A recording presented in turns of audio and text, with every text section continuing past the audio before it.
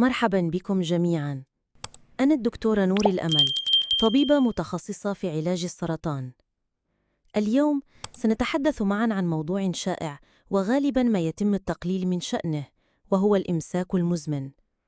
قد يكون الإمساك المزمن ناتجا عن علاج طبي أو عن نظام غذائي غير متوازن أو بسبب نمط حياة خال من الحركة. وعلى عكس ما يعتقده البعض، فإن العلاج الطبي وحده لا يكون كافياً في كثير من الحالات، فمن الضروري اعتماد عادات يومية بسيطة ومنتظمة لمساعدة الجسم على استعادة نشاطه الطبيعي. ما الذي يجب فعله للتخفيف من الإمساك المزمن بطريقة طبيعية؟ أولاً، شرب كمية كافية من الماء.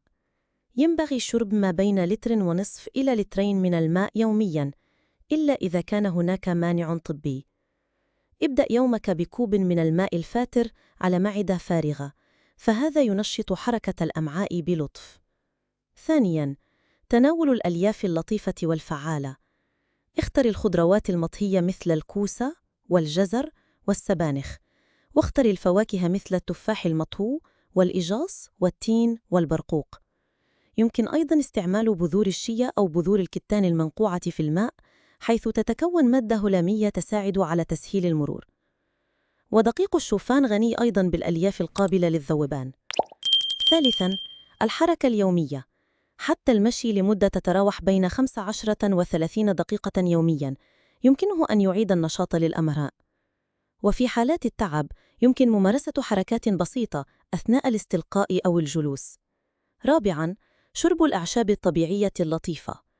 من الأعشاب المفيدة نذكر الشمر والخبيزة والبابونج أو منقوع بذور الكتان المغلية. يفضل تجنب الأعشاب الملينة القوية دون استشارة طبية. خامساً، تحسين وضعية الجلوس عند قضاء الحاجة. استخدام مسند صغير تحت القدمين يساعد على رفع الركبتين قليلاً. وحاول الذهاب إلى الحمام في وقت محدد كل يوم دون استعجال أو ضغط. ما الذي يجب تجنبه لتفادي تفاقم الإمساك؟